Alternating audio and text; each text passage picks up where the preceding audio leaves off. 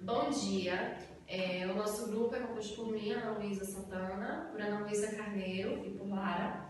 E a gente, depois de ter contato com a psicopatologia, as psicopatologias, na visão da psicanálise, a gente teve uma grande curiosidade em saber como que a análise do comportamento enxergava alguns transtornos, algumas psicopatologias. E diante disso, com o trabalho dividido em grupos do professor Matheus, a gente perguntou a ele se poderia se focar nisso, em como que a análise do comportamento lida e enxerga alguns transtornos mentais. E é sobre isso que a gente vai falar um pouco agora. Bom dia. Meu vídeo está sendo gravado à parte por causa de alguns problemas técnicos.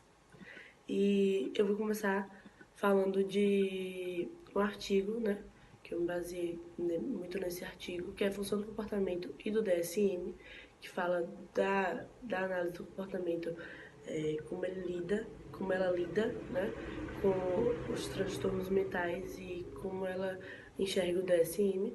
E aí o nome do artigo é Terapeutas Analíticos Comportamentais Discutem a Psicopatologia, de Roberto Alves Banaco, Denis Roberto Zaminag e Sônia Beatriz Maia.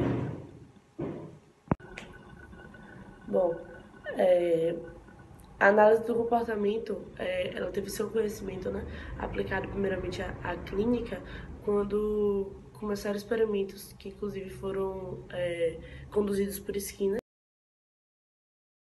Um dos foi Skinner, que Luísa vai falar mais tarde, que era com pacientes psicóticos para tentar, né, a partir de técnicas operantes, perceber se tinha como aplicar a análise do comportamento para, de alguma forma, alterar o comportamento das pessoas com psicose. E aí as abordagens psicológicas que ele dava, que tratavam disso na época, tratavam de uma maneira muito intrapsíquica. Então, a análise do comportamento acabou trazendo uma coisa mais inovadora por se tratar de uma maneira diferente de ver, porque a análise do comportamento tem um ponto de vista mais externalista. Então, considera mais o comportamento e sua relação com o exterior, com o ambiente, o organismo, e não considera nenhuma explicação metafísica para o comportamento. O modelo médico é diferente da análise do comportamento, trazendo essa visão muito voltada à farmacologia, busca a causa do comportamento e medicar aquele sintoma e tratar aquele sintoma unicamente. Enquanto a análise do comportamento vai buscar não muito bem uma etiologia, mas quais são as consequências do comportamento que estão sendo mantenedoras desse comportamento, entendeu? Qual é a função desse comportamento para o sujeito? Vai fazer uma análise funcional e vai perceber quais são as consequências que estão sendo mantenedoras, as situações, né, que estão sendo mantenedoras desse comportamento. E aí, diante de tantas abordagens, tantas maneiras de ver, surgiu o DSM, né? E o DSM acaba sendo uma junção, porque o DSM tem cerca de 750 profissionais envolvidos na confecção do manual e é um manual, são profissionais de diferentes abordagens, profissionais de diferentes lugares do mundo.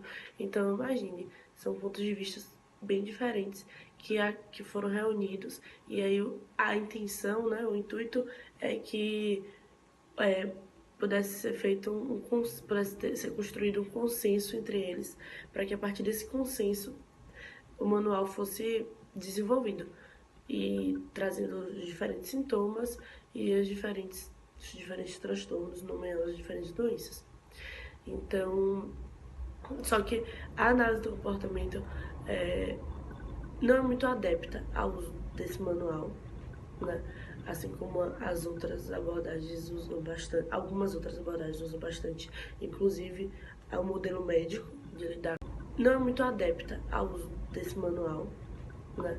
assim como as outras abordagens usam bastante, algumas outras abordagens usam bastante, inclusive é o modelo médico de lidar com psicopatologias.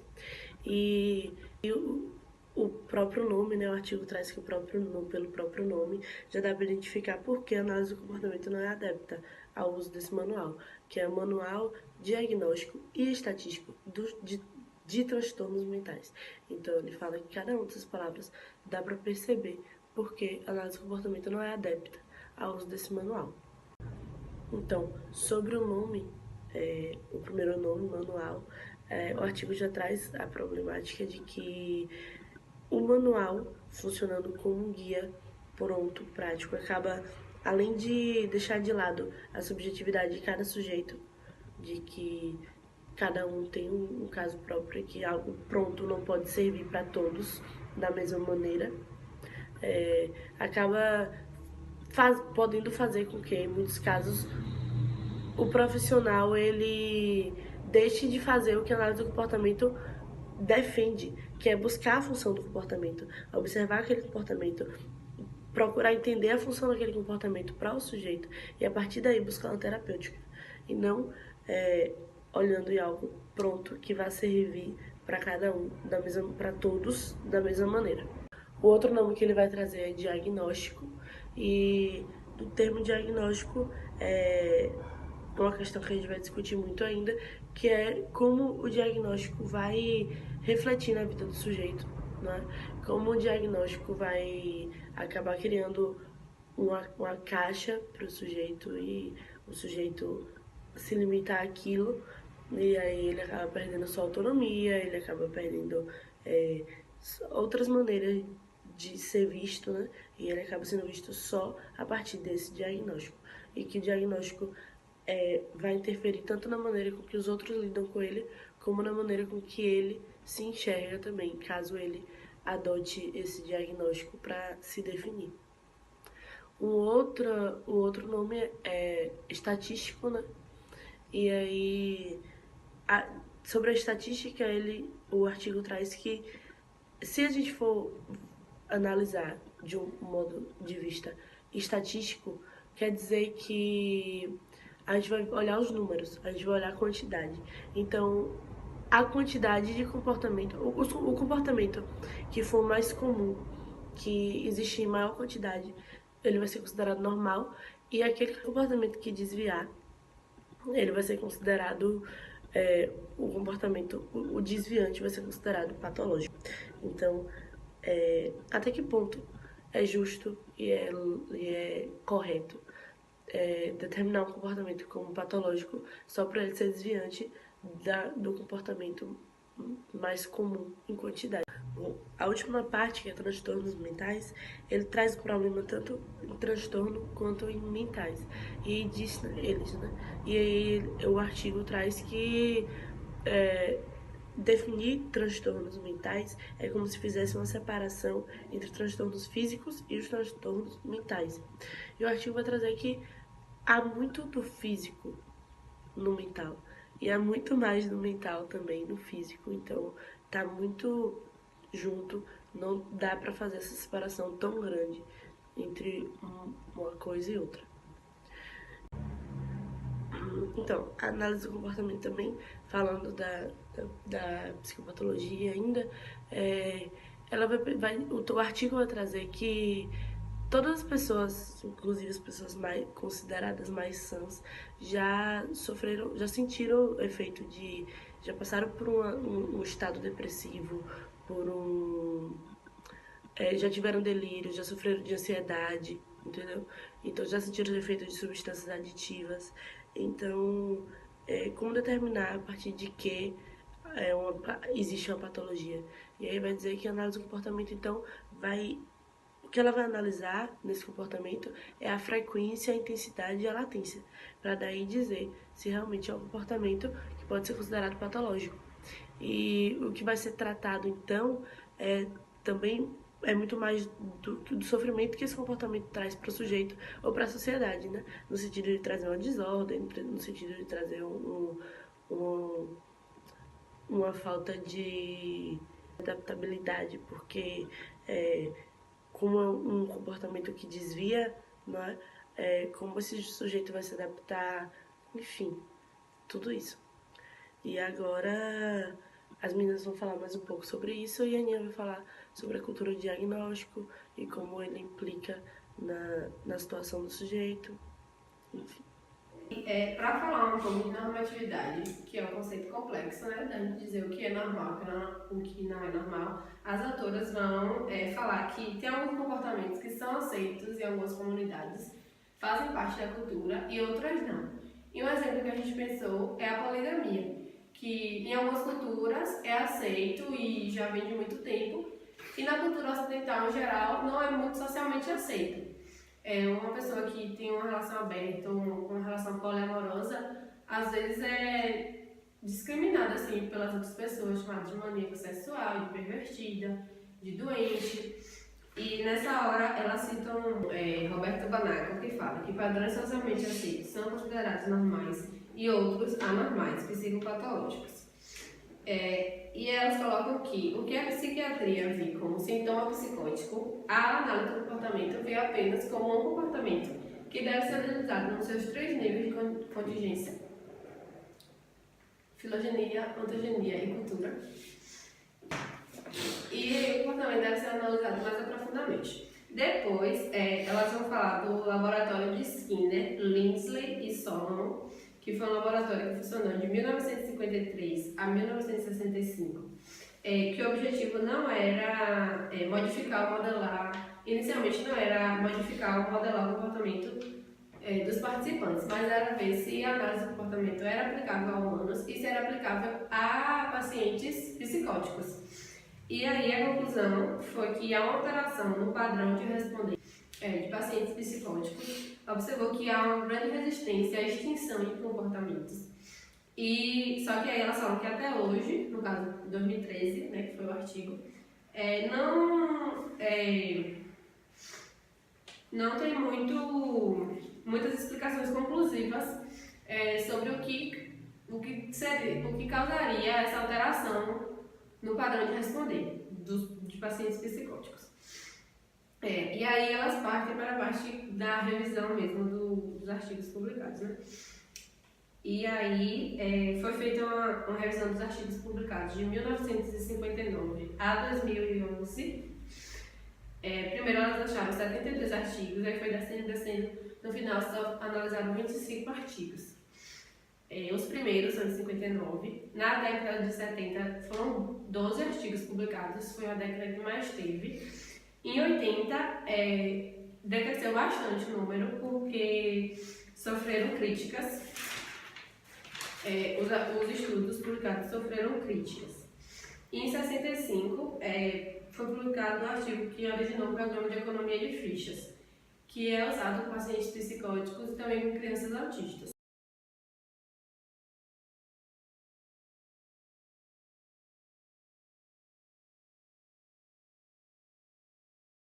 É tipo um papel assim, e plastificado. E aí vem o número assim, tipo, vem quadradinhos, geralmente são 3. E aí outra fichinha com a recompensa que aquela pessoa ganharia.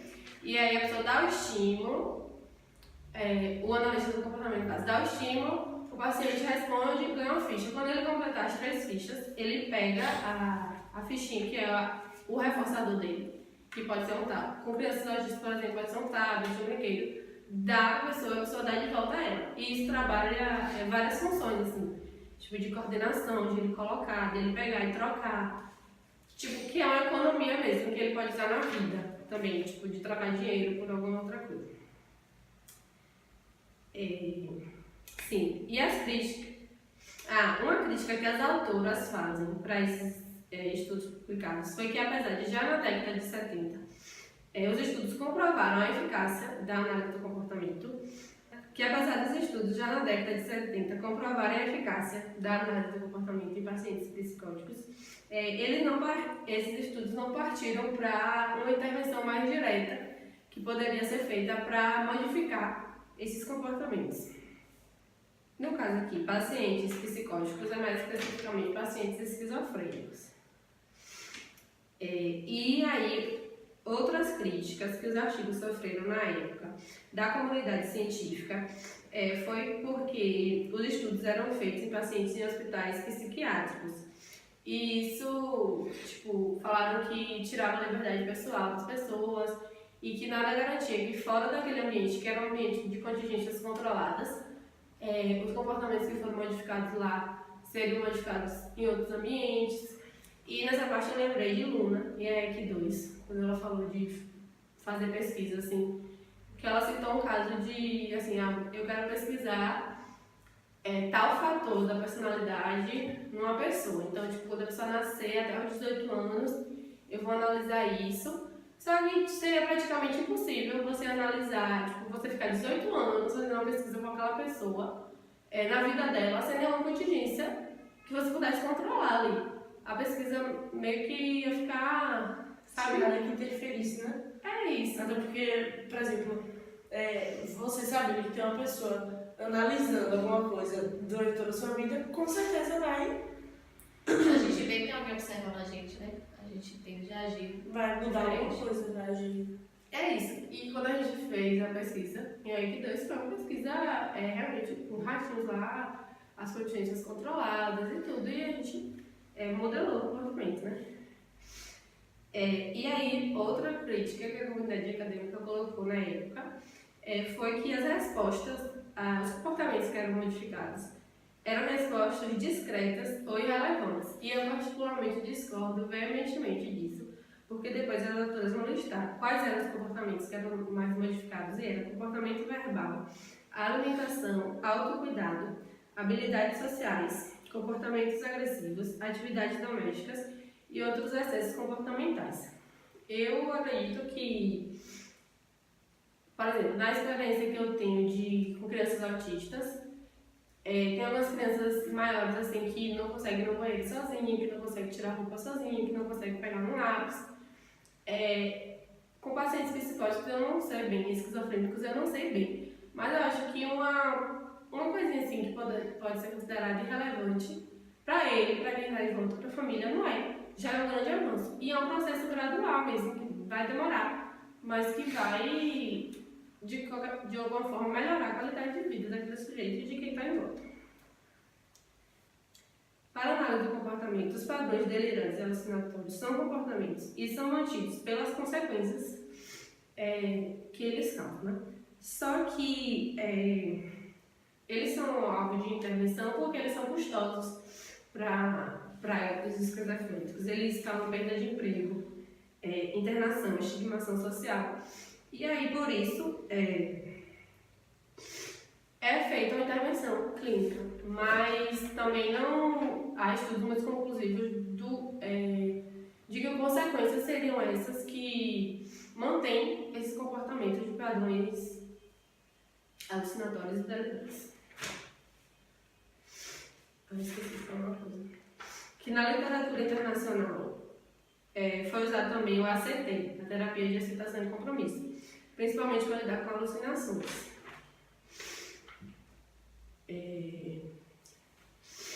E nos artigos mais recentes, de 2001, já é estudado o ABC, o antecedente behavior comportamento, que é basicamente o que o analista do comportamento faz, né?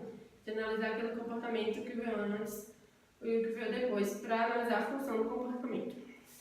E aí elas trazem a conclusão que, na maioria dos estudos que elas analisaram, houve essa efetividade da análise do comportamento em pacientes psicóticos. Os esquemas operantes e reforçadores agem na modificação do comportamento desses pacientes. Eles são sensíveis às contingências, e o programa de economia de difíceis se mostrou muito importante nesse tratamento. E as críticas contribuíram para os analistas do comportamento repensarem sua prática e a análise funcional do comportamento, sendo estritamente individual, gerou um pouco a saída de pesquisas em grupos, a saída da análise do comportamento de hospitais psiquiátricos, e caminhou mais para um trabalho em clínica, em consultório, porque a análise funcional é uma análise feita individualmente. Eu vou falar um pouco sobre a cultura do diagnóstico.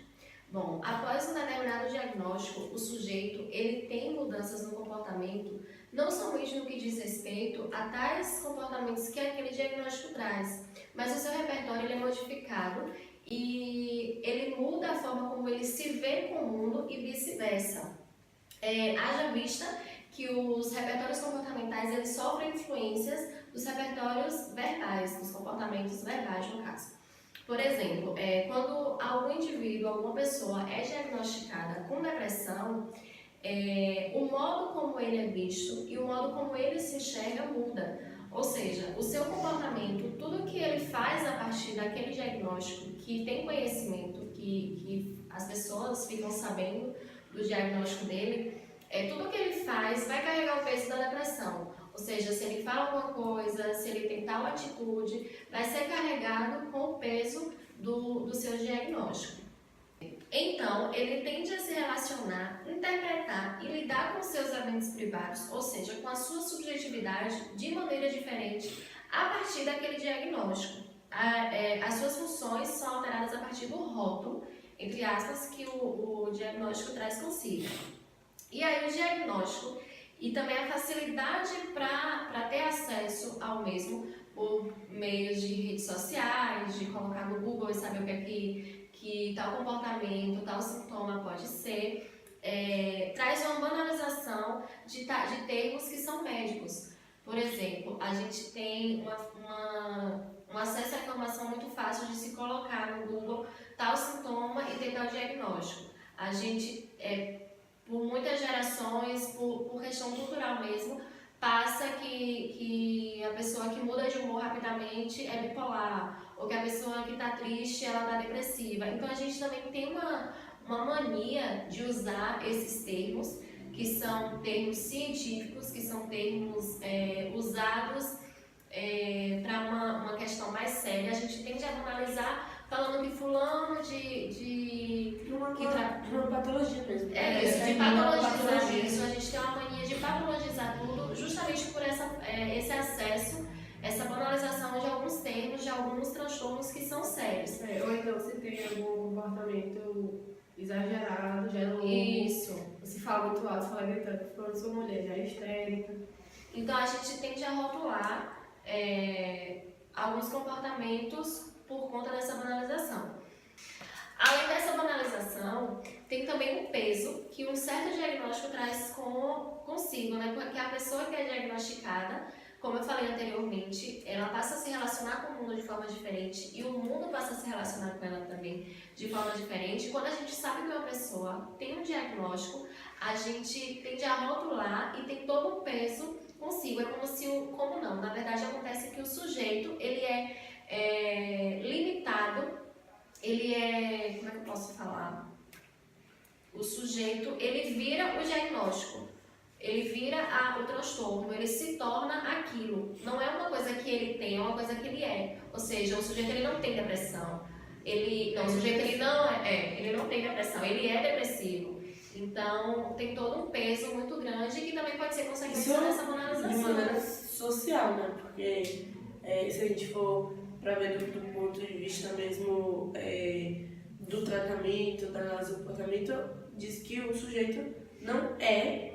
Sim, eu acho também que ver como esse diagnóstico de depressão, por exemplo, é dado, porque às vezes, Fernanda, né, para dar um exemplo, estava em luto. Então, pode acontecer de chegar uma pessoa em luto, porque às vezes chega uma pessoa que está em luto, um processo de luto, por exemplo, num consultório. E como esse diagnóstico, ela precisa desse diagnóstico, como esse diagnóstico vai ser dado? Vai ser dado um diagnóstico de depressão, mas na verdade a pessoa está passando por um processo de luto, que não é um processo que tem um tempo definido para acabar. Aí eu acho que geralmente se dá esse diagnóstico assim quando começa a afetar muito, a pessoa para de estudar, para de ser produtiva no trabalho, aí é dado um diagnóstico que pode ser até bom para ela, não sei, ou... E essa cultura também, ela interfere de uma maneira assim, de que como é preciso ter um diagnóstico, como a Luísa falou assim, mais por alto, mas como que a gente mesmo tem uma necessidade grande de nomear tudo aquilo que a gente está sentindo, que a gente é, coisas que são particulares, coisas que são formas da gente lidar com alguns problemas, com algumas dificuldades. A gente precisa, por conta dessa cultura de diagnóstico, por essa coisa de que a gente precisa dar nome, a gente precisa entender, a gente precisa saber o que é que acontece para poder cuidar daquilo. Então, a cultura de diagnóstico também interfere nisso da banalização do conhecimento, mas também da banalização do diagnóstico dado, de como que é preciso estar sempre dando nome, você não pode estar sentindo tal coisa e ser normal. Isso precisa ter um motivo, isso precisa ter uma explicação, então como que a gente busca explicações para tudo. Às vezes a pessoa tá no dia ruim, assim, chega meio cabisbaixa, triste, não chega normal, digamos assim, como chegaria. E aí sempre fica alguém, o porquê e tal, sempre querem ver o motivo. A pessoa tem que estar sempre bem, o normal é estar bem. E aí entra também outro ponto que o que vai ser no caso tratado e o que vai ser considerado para pensar numa psicopatologia é o sofrimento, né? Assim, o que é que aquele comportamento traz de sofrimento para o sujeito e traz de sofrimento para a sociedade. Porque o que é que aquilo incomoda na sociedade, entendeu? O que é que aquilo desvia do que a sociedade chama de ordem, sabe? Um comportamento que tira a ordem, então entra em outros assuntos. Acho que principalmente no caso de esquizofrenia acontece. Enfim, a cultura de diagnóstico carrega uma importância muito grande, tem um peso, tem o seu lado bom, tem o seu lado ruim, mas é basicamente isso, é o poder que o diagnóstico tem no indivíduo, tem como ele se enxerga, como ele é enxergado a partir daquele determinado diagnóstico. Outra coisa que a gente pode pensar também como nos casos mais graves, né, de esquizofrenia, e tal, que desses pacientes que ficam em CRAs, nessas instituições, que esse diagnóstico, assim, não só o diagnóstico, mas esse comportamento diferenciado que eles têm, acaba criando um estigma sobre eles na rua, em todo lugar, entendeu?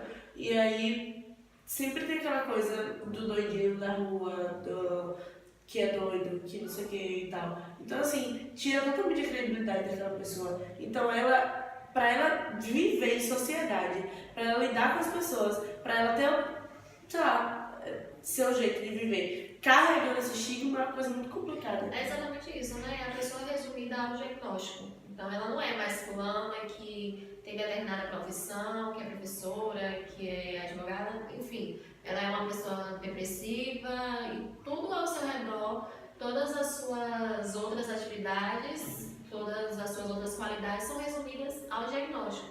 A fulana é assim, mas ela tem depressão. A fulana fez isso, mas ela tem transtorno bipolar. Então é tudo justificado, explicado, compreendido, julgado, maldado, enfim, a partir daquele diagnóstico. Eu vou trazer a função que aquele tratamento tem para a pessoa. Eu vou trazer um exemplo rapidinho de uma experiência pessoal de que uma pessoa que eu conheço e que já foi há muito tempo diagnosticada com depressão pós-parto, mas ela acabou por ter sido há muitos anos atrás, o tratamento acabou sendo internar em clínica e aí remédio e todos aqueles tratamentos, né, que era exposto quando era internada em clínica. E aí, até hoje, essa pessoa continua tomando remédio. E assim, se acontece uma coisa na vida dela e ela apresenta qualquer comportamento assim, de que ela começa a se alterar por realmente estar indignada com aquilo, por se estressar, como qualquer um se estressa,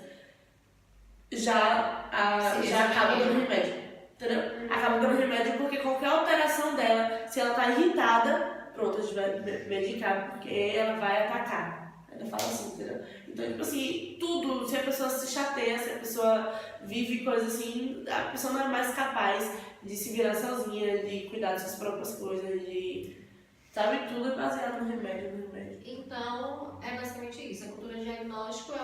o mesmo exerce sobre o indivíduo e sobre a cultura no geral. E vale ressaltar que não é de todo mal que exista uma disseminação de termos de conhecimento de alguns transtornos. É importante que se conheçam cada vez mais esses transtornos, que saibam que é preciso buscar ajuda, que é preciso ir ao profissional, mas ao mesmo tempo precisa ter um cuidado por conta dessa banalização, de achar que tudo é patológico, de achar que tudo é um problema, de que o ser humano não pode mais ser triste, não pode mais ter o seu momento de depressão.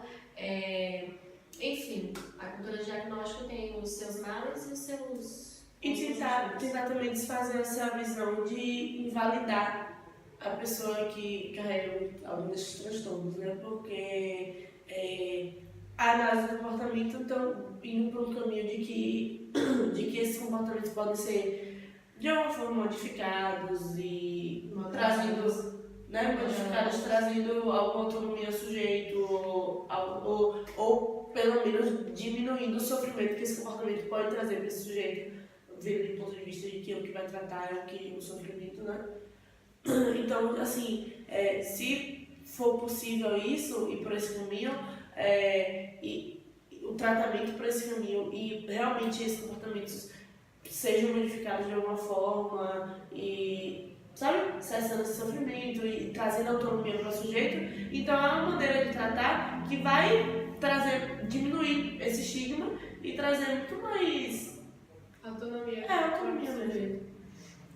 Comportamentos que seriam considerados irrelevantes, tipo vestir uma roupa, depois escovar o dente, ir no banheiro sozinha, para aquela pessoa, às vezes é um progresso muito importante, né? Causa uma autonomia nela muito.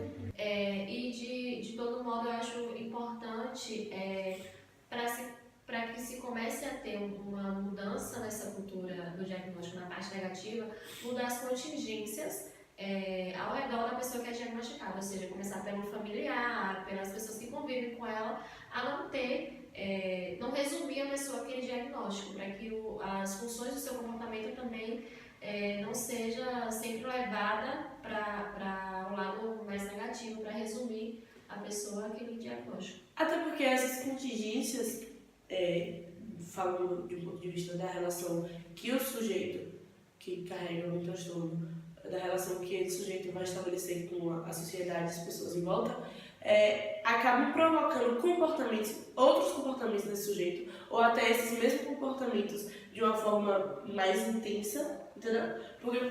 E vai aumentar, vai intensificar essa visão dessa doença. Por exemplo, vai reforçar, porque, por exemplo, um sujeito que... Esse sujeito que já carrega esse estigma de doidinho da rua, ele vai viver em sociedade e as pessoas não vão tratar ele bem, as pessoas vão, sei lá, ignorar ele, vão fazer chacota, sabe? Então, uma pessoa que carrega algum desses problemas que vive na rua, carrega tudo isso, entendeu? Toda essa questão de como as pessoas tratam, de como as pessoas banalizam, de como as pessoas ignoram, de como as pessoas ridicularizam. Então, assim, esse tipo de relação também vai gerar um comportamento deles. E aí vai gerar um comportamento que vai ser aversivo, entendeu? Vai ser um comportamento que vai intensificar algo que as pessoas já não aceitam. A consequência do comportamento dele vai ser aversiva para ele. Vai ser aversiva, entendeu? E vai intensificar essa visão que as pessoas já têm. Então, assim, é meio que um vai e vem, entendeu?